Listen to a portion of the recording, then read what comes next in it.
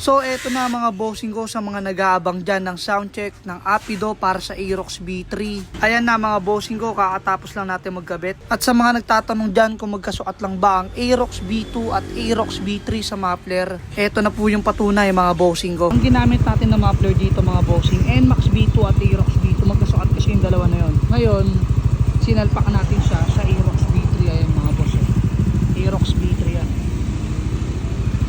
So ayan yung mga bossing, pagka nakahinto, tahimik lang po siya. At sa mga nagtatanong dyan kung plug and play to, yes po mga boss, hindi nyo na kailangan magpa-remap. Kaya naganda pa dyan mga boss, street legal yan. Ngayon i-soundcheck naman natin to mga boss para marinig nyo kung gaano kalutong to.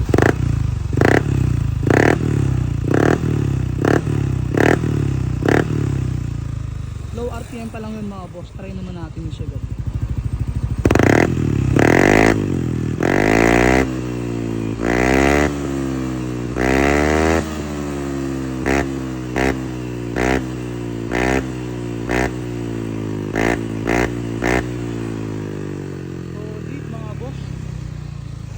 Punit talaga to. Isa pa, bombayin pa natin.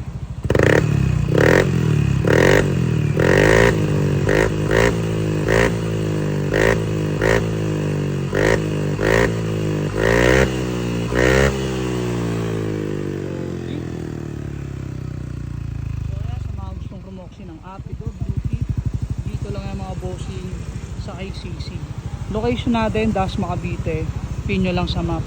KCC Motor Parts Sampaloc 4. At kung sinurumoxi pero malayo kayo, yung link mga boss ilalagay natin dyan sa comment section. At kung dito naman kayo sa TikTok, matigan mga boss, meron tayo dyang Yellow Basket. Ayan, pitutin nyo lang yan at i-check nyo na dyan mga boss dahil